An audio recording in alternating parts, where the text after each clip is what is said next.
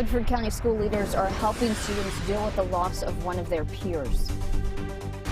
A fire guts a Madison County home for the second time in 10 years.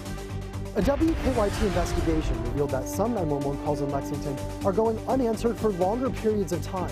But that could change with the opening of a new call center. Tracking, alerting, protecting.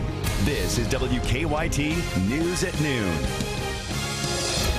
Good afternoon from WKYT News. I'm Barbara Bailey. I'm Bill Bryant. Here's what's happening at noon. We have new details here at midday about the victim of a fiery crash in Lexington. It happened yesterday afternoon on Versailles Road, very near the Woodford County line. Now, the driver was trapped inside the burning car, and a witness could not reach that person in time. WKYT's Kristen Kennedy is live at the Woodford County Schools Central Office, where school leaders believe the victim is one of their own. It's our top story at noon. We did just speak with the superintendent of Woodford County Schools, and he told us that they do have good reason to believe that the person who died in that wreck on Versailles Road was one of their students. However, at this time, they're not going to confirm or release the name of that student. To deal with the loss today, they have all counselors and social workers on standby. Some, we're told, are at Woodford County High School right now in the library, available for students to talk with at any time today. The high school is made up of about 1,250 students, and Superintendent Scott Hawkins says they very much operate like a close family. You think about kids, some of them have never experienced a loss, and because they're still so young, and many of them have never experienced the loss of a close friend or a classmate. And so just having adults who have some experience and expertise in the area to help them work through that grief, we feel like is extremely important. The superintendent does expect students to find their own ways to mourn and possibly to set up memorials, find different ways to honor their friend. Live in Woodford County, Kristen Kennedy, WKYT. Now, at last check, the Fayette County coroner had not positively confirmed the identity of the crash victim. The case of a Central Kentucky woman's death is heading to a grand jury. Katrina Craver died last month after she was found on the road in front of her father's house in Montgomery County. Police believe she was trying to get on the back of her boyfriend's truck as he drove away when she fell and hit her head. Police now say the question of whether criminal charges will be filed will depend on if he knew she had fallen. A woman escaped a house fire this morning that heavily damaged her Central Kentucky home. The fire broke out just after 9 o'clock this morning on Red Lick Road in Madison County. That's near Berea. This is the second fire at that home in the last 10 years. WKYT's Sam Smith has details as to how the fire started, as well as some reaction from the homeowner. Sam? The family that lives in the home behind me has been living there for 20 years, and this is the second time they've dealt with a fire like this. This fire started around 9:30 this morning. From the outside, it's hard to tell anything happened. But if you look inside the home on Red Lick Road, the damage is clear. The living room is charred. The rest of the house has smoke damage. I'm told one person was home at the time of the fire. She was asleep in her bed. The smoke detectors woke her up, and she made her way out of the house through a bedroom window because the smoke was so bad. She was not hurt. Fire officials believe the fire was caused by a faulty laptop charger. I'm told there was a fire like this 10 years ago at this house. People that live here say they'll come back from this like they did before. All this other stuff is, don't mean anything to me. Of course, we don't like to lose it, but it's frivolous compared to someone's health. The folks that live here plan to stay with family for the time being. In Madison County, Sam Smith, WKYT.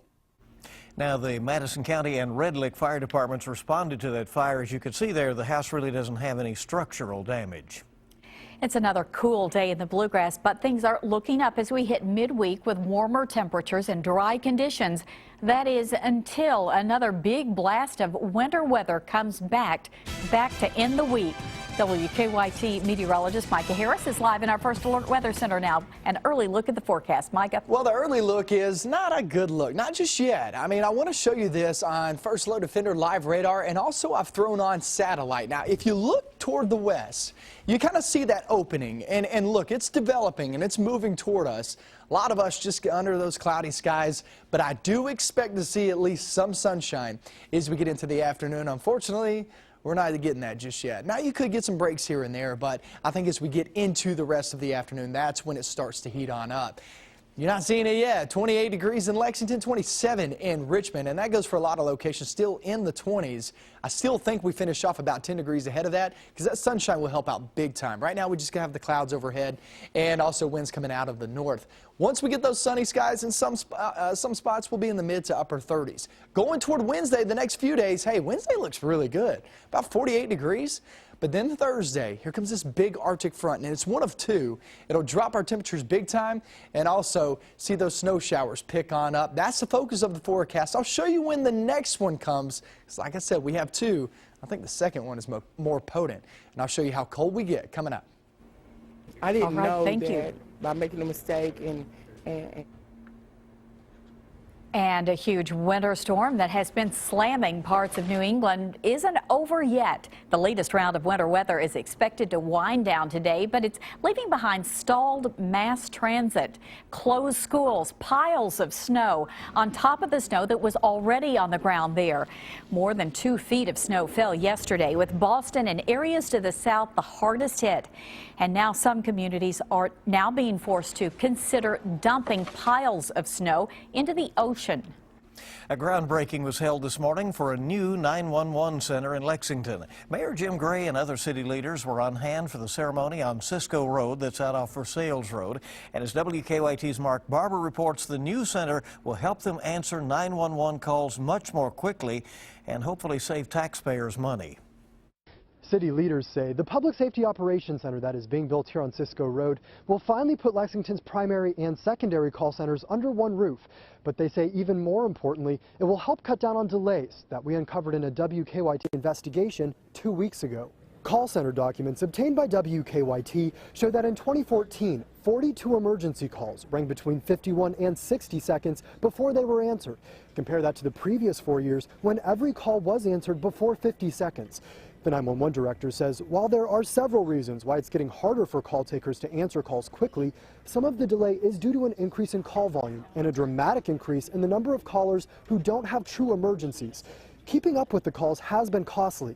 In 2014, the 911 center brought in temporary employees, costing taxpayers $83,000 compared to an average of $47,500 taxpayer dollars that were spent in 2011, 2012, and 2013.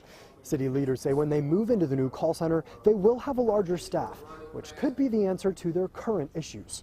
Public safety agencies will be able to better serve the citizens of Lexington by eliminating the need to transfer calls between the two centers we currently occupy. While the groundbreaking work has begun here at the new center, city leaders say it will be another 18 months before Lexington's police and fire call centers relocate here. In Lexington, Mark Barber, WKYT. Mark, thank you very much. That new building will also house LexCall and the Division of Emergency Management. In Frankfort today, a House committee has passed a bill aimed at giving nearly 250,000 Kentuckians the right to vote again. House Bill 70 would allow most convicted felons to regain their voting rights automatically following the completion of their sentence without having to petition the governor. But those convicted of crimes involving treason, murder, sexual offenses, or bribery in an election would not be eligible. Right now, more than 243,000 Kentuckians are barred from taking part in elections.